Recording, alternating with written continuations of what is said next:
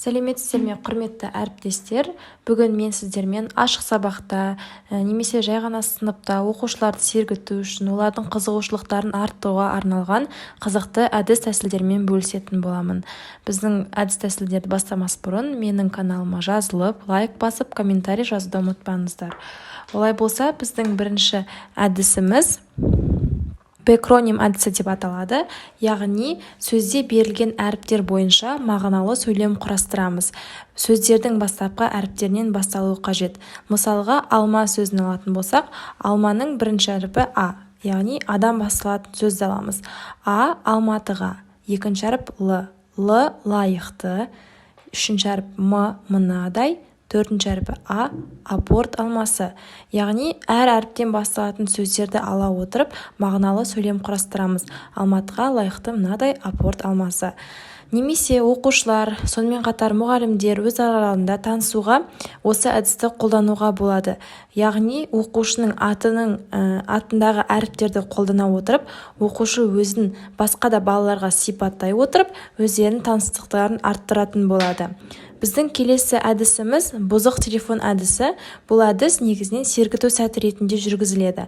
Шаттық шеңберге тұрып, бастаушы келесі адамның құлағына бір сөз сыбырлайды. Соңында бастаушыға қайта келгенде сол сөз жету керек. Кейін сөзді ауыстырып жіберген адам анықталады. Біздің келесі әдісіміз ыстық орындық әдісі деп аталады. Яғни, сыныптағы кез келген оқушыны ыстық орындыққа отыруға шақырамыз.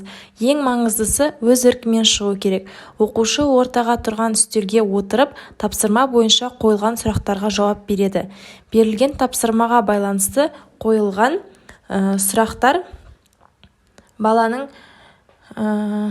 сұрақтарға жауап беру қажеттігін мұғалім түсіндіреді. Сұраққа жауап бере алмаған жағдайда күйді деп ескерту беріледі. Осылайша 5 немесе 6 оқушы ыстық орындыққа отыру арқылы үй жұмысын немесе жаңа сабақты қорытындылау бойынша сұрақтарға жауап береді. Екінші нұсқа бойынша ыстық орындыққа отырған оқушы сұрақтар қоя алады. Және де біздің соңғы әдісіміз шахмат әдісі деп аталады. Бұл шахмат тақтасының суретін пайдалану арқылы оқушылар бос ақ ұяшықтарға өз ойларын кезекпен жазады. Кейін ойларымен бөлісетін болады. Негізінен бұл әдісті ашық сабақтарда қолданған тиімдірек. Яғни көрнекілік арқылы оқушылардың қызығушылықтарын арттырамыз. Шахмат тақтасын іліп қойып, оның ақ бөліктеріне оқушылар өз ойларын стикерлерге жаза отырып ақ бөліктерге жабыстырады. Және де ең соңында барлығы біткеннен кейін оқушылар өзара келісе отырып, 3-4 оқушы шығып, неліктен олай жазғандығын ашып түсіндіретін болады. Осымен біздің бүгінгі әдістеріміз аяқталды. Егер ұнаса, лайк басып, комментарий жазып, менің каналыма жазылуды ұмытпаңыздар. Келесі кездескенше сау болыңыздар.